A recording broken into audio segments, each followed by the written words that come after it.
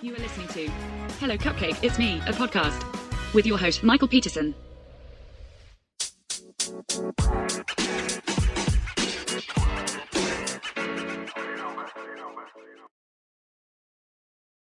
Hey everyone, Michael here with Hello Cupcake, It's Me, a podcast, and today is the Thursday podcast. It is July 16th, 2026, and if you haven't done so already, you need to like and subscribe, then head on over to youtube.com/hellocupcakeitsme to check out the YouTube channel that is updated every Wednesday and Saturday. Also, follow the blog hellocupcakeitsme.com that is being updated regularly right now. And make sure that you also follow me on TikTok for TikTok Tuesdays, where I do a little 10-minute spiel over there. And follow me on all the other social medias for everything else that is Michael and Hello Cupcake It's Me. And if you want to get a copy of my book, Carpe Diem Scroto 365 Daily Affirmations, you can find that at www.cdsthebook.com. So, how the hell are y'all doing? I am actually doing pretty okay. Had some a little bit of upsets on Monday or Sunday and Monday, and it just caused my stress levels to go astronomically high, and dealing with shit that I don't need to be dealing with. But Sunday was 100% like my fault. Like, I knew what to expect going into Sunday. And it just became a high stress point for me, though, even though I knew what to expect. Um, so if you've been following along for any period of time, you know that my car has not been in the best running condition for several years now, and that I have to rely on friends and family to take me grocery shopping, or anytime that I need to get out of the county, um, just to go do any type of big shopping. And so I called up a longtime friend of mine, and asked if I could have them take me out to Walmart and do some grocery shopping and things like that. I really needed to go to Winco, but that was like an additional 3 towns over from the town that I was asking to go to, and just a little bit more involved. So hopefully next month I can get out to Winco to do some of the bulk grocery shopping that I need to do, because I need to refill my pantries and all that other stuff. Well, this particular friend happens to be pseudo problematic in the way that they think, and in their quote unquote education and political understandings of the world. They live in an echo chamber, and um, have very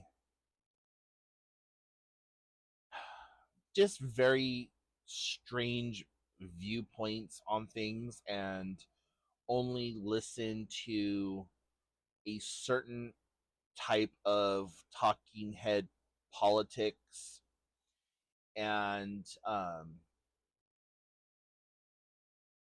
I know all of this about this person, and like I said, I absolutely love them. They are a longtime friend of mine, but sometimes it just gets to be too much. And um, also, being a mandated reporter and being a state certified peer counselor and going through the mental health classes and doing all the workshops and all the other things that I do, uh, I know a lot about the mental health industry. I know a lot about gender care. I know a lot about like legislation for our state and some of the healthcare authority like stances on stuff, and I I keep up with that education. um Even though I am disabled and not able to work, I still take these classes. I still maintain all of the like coursework and stuff that a licensed or a working facilitator would have to do. Also, I love to learn. I love studying. I love doing all of those things. Even though growing up I was a CDF student, um, I, I, I still like education. I like the higher learning processes of things. And in my pursuit of learning about my own mental health, that is what has really unlocked this door for wanting to help other people.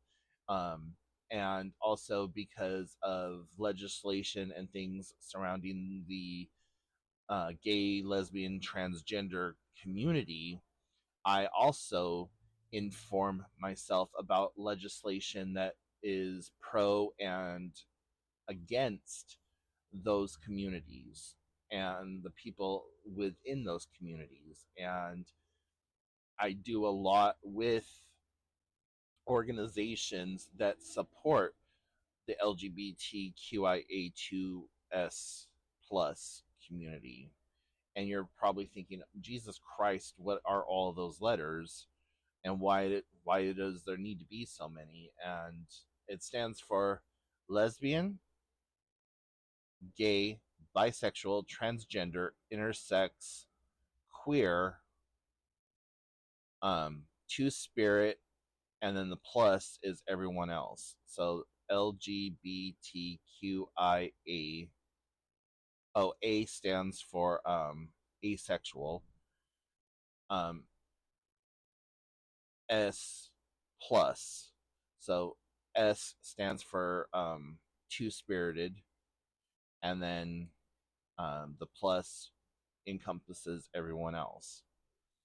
So just, you know, if you don't know what intersex is, that is what people used to call hermaphrodites. Those are people that are born with both sets of genitalia. It could be a woman that has been born with breasts, a small vaginal opening, and a penis, or a large vaginal opening and an overextended clitoris that is not fully formed into a penis. It could be a man who has breast tissue and a small vaginal opening, or a vaginal opening that is in between the testes or whatever. There's like a myriad of combinations. Sometimes it's fully functional, sometimes it is not. Um, but, anyways, that is what intersex is, our hermaphrodism is. Um, Asexual are people who don't have much of a sex drive. They are not really connected. Like, they can be romantically involved with somebody, but not sexually involved with someone. Um, Q used to stand for questioning, but it has since changed to queer because there's queer gender, which just means that they don't fall anywhere under any other title within the LGBTQIA 2S plus community. So there's a lot of nuances about that, and I'm not going to turn this podcast into like a queer history thing or whatever. Just kind of giving you a quick rundown of certain things. Um, all of that to say, and to circle back around to the fact that, I keep up with all of this information, not only for myself, but just to help others. I literally have a Rolodex. I actually have two Rolodex. And for those of you who are too young to know what a Rolodex is, it is a paper filing system that you keep like business cards and stuff in, and it's non-digital, that I put in all of the like gay and lesbian organizations, all of the organizations that can help with like getting housing, getting food, getting whatever kind of service you possibly need. That's in one of them. In the other one, it's just like all my professional contacts. Like, okay, I need to talk to the director of the peer counseling, uh, we'll say, association in Washington State.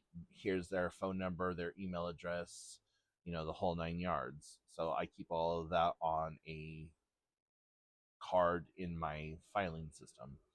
Um, so the whole stressor came about like being told about this child who is very neglected, and um, having a rapport with this child, I understand where they are at, and seeing everything that they are going through, seeing the dysfunction and the chaos and the turmoil from an outsider perspective of the household really triggers a lot of my own personal biases. It triggers my own personal um, childhood trauma, and it also triggers that counselor slash mandated reporter slash mental health provider side of me. And also, it activates that sense of injustice within me as well.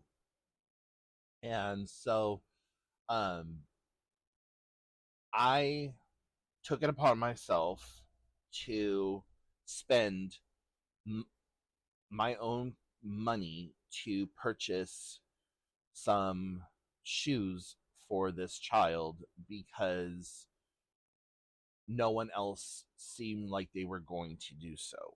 And they were walking around in shoes that had holes in them, that were a size too small for them. And the younger sibling of this child had all brand new attire on. And it was like, why did you give the younger sibling these things, but you did not provide this for the older sibling?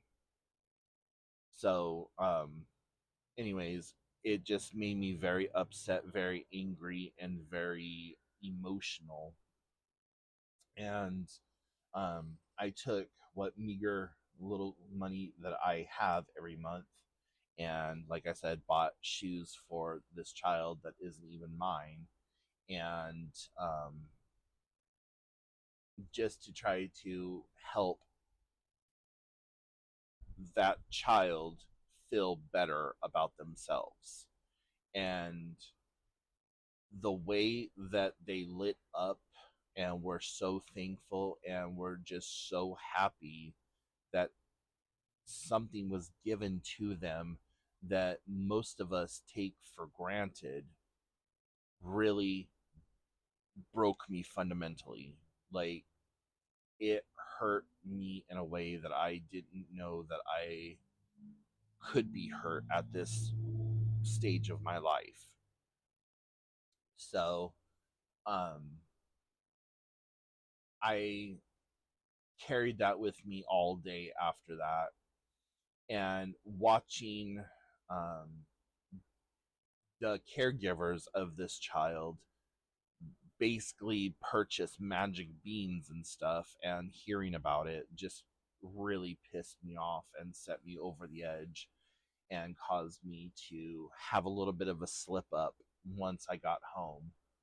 Um, if you have been with me for any length of time, you would know that I used to consume marijuana on a daily basis and that I was utilizing it as a form of medication and recreation. And um, 6 years ago, I found that it was becoming a problem and a very large issue should I not have access to it. And I did not like the way that that was making me feel. I was scared of the hold that it had on me. And so I have, for the most part, been completely sober from THC products for 6 years. Um, I happened to come across some THC CBD gummies that I was gifted a few years ago, and I ended up taking one of those and drinking a 30 milligram CBD drink, and then having an alcoholic drink along with that, just to try to um, break myself out of that cycle of being stressed out and being upset and being just like on edge with everything. And I started feeling really upset with myself that I reached for these items that I normally wouldn't use and that I haven't like utilized in the past 6 years. But at the same time, it was just kind of nice to have that separation again. Now, I've never been fully against ever going back to utilizing marijuana or THC products. It was just that I wanted to find a different way to cope with things.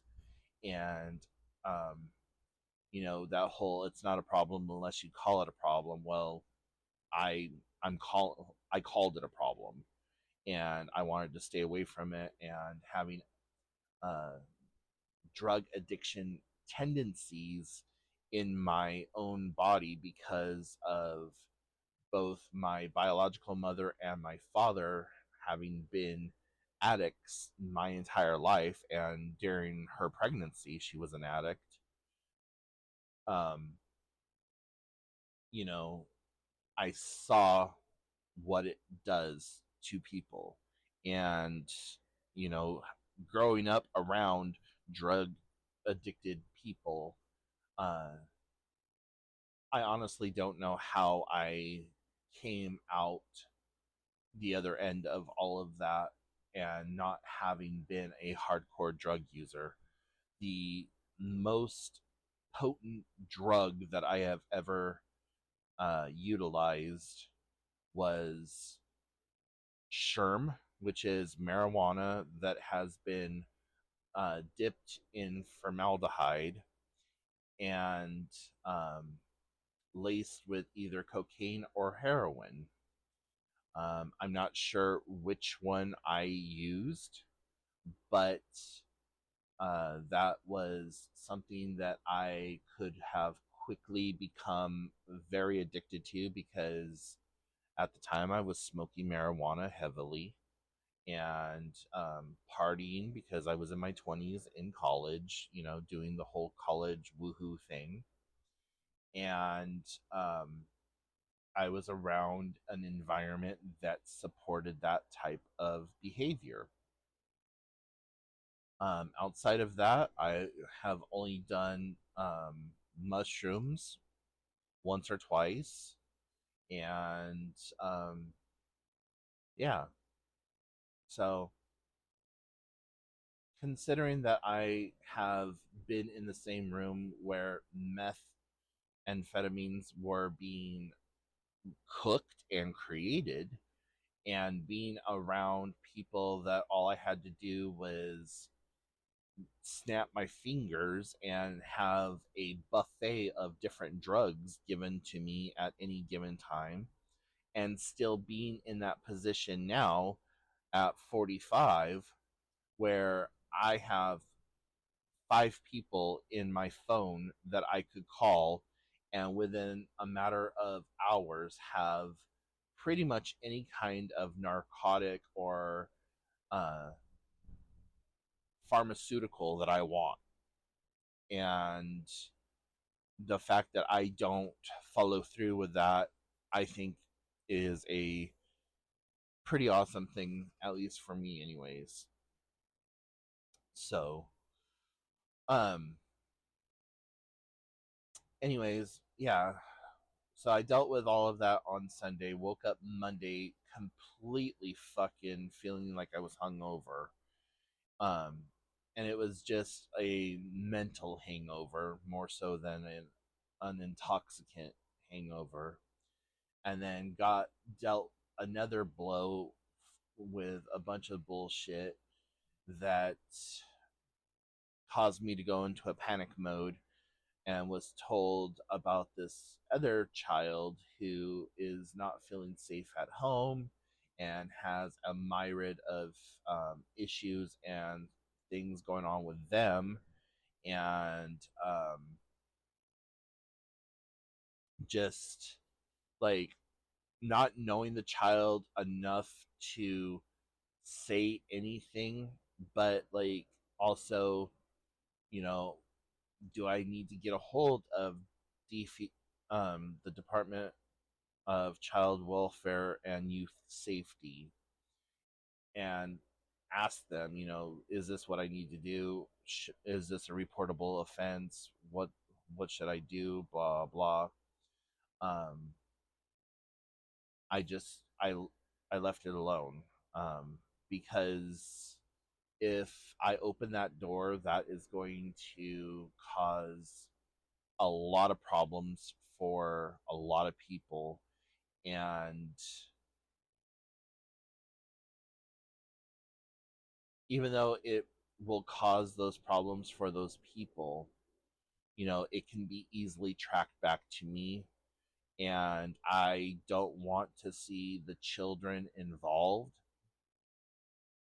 being taken and put into the system. Um, I am kind of against the foster care system just because of all of the horror stories that I've heard, and people that I know who were in the foster system telling me their lived life experiences, and just all of the up, down, and in betweens that they went through, with abuse or whatever. So I don't want to put that on to someone else unless I absolutely have to. And I have talked to my therapist about it, and we we have come up with the idea that I should start documenting and case noting these things.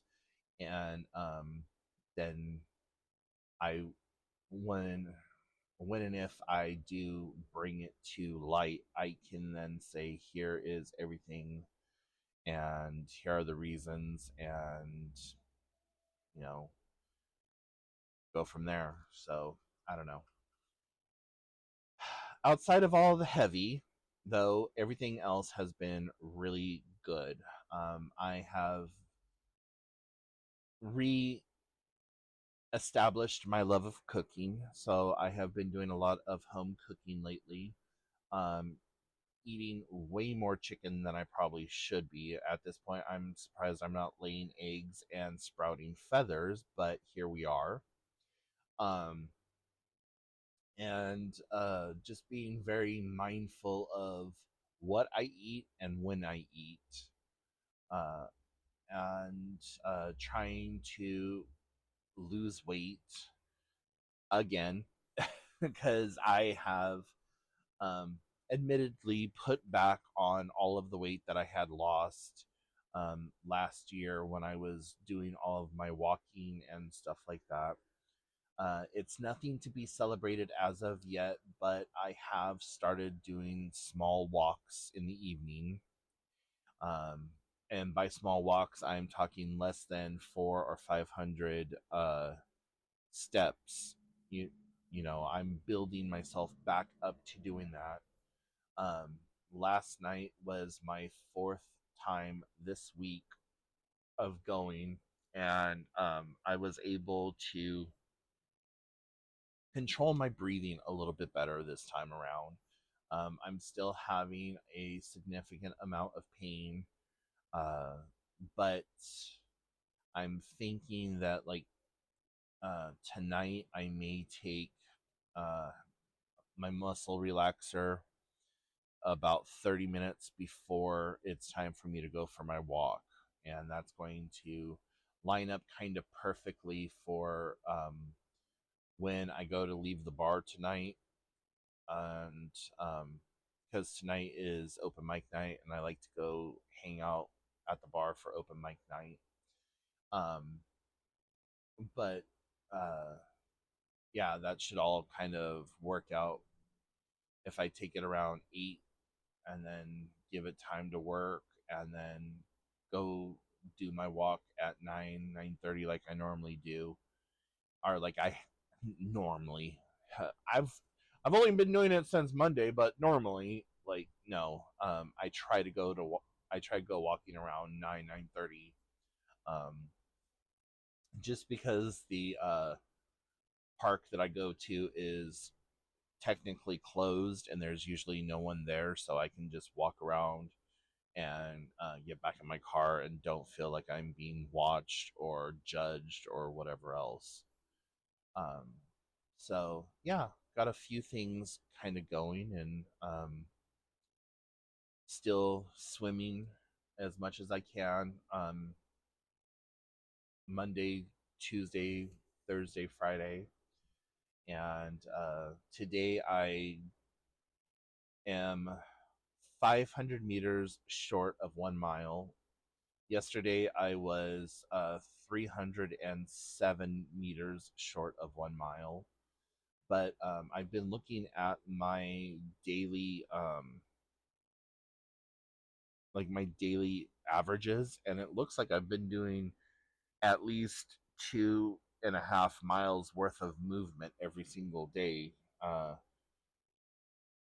So I'm happy with that, and I can already start to tell that I am getting back into the rhythm of it. I'm starting to think about it again. I'm starting to make plans. Starting to look at those finisher medals that I was doing there for a while, and I really want to get back into that. And just, you know, I had fun doing it, and I was enjoying getting out and seeing things and walking on the trails that I knew and that I loved, and seeing the changes and just watching the changing of the seasons and all that other stuff. So that's what I hope and plan on doing, um, and keeping that going forth. So, anyways, guys, I know this is a little bit longer than usual, so thank you so very much for staying with me. If you have any questions, comments, or concerns, please put them in the comments section down below. If you have a topic that you would like for me to cover, you can shoot me an email at hellocupcakeitsme@gmail.com. And just remember that you guys are doing the best that you can with what you have available to you. And in a world full of Karens, be somebody who cares in the world, and take care. And I will talk to you next time. Bye, everyone. Boop.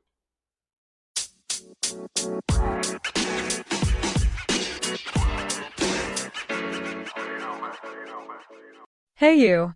Tired of mental health books that feel like homework or therapy sessions in disguise? Carpe Diem Scroto is not that book.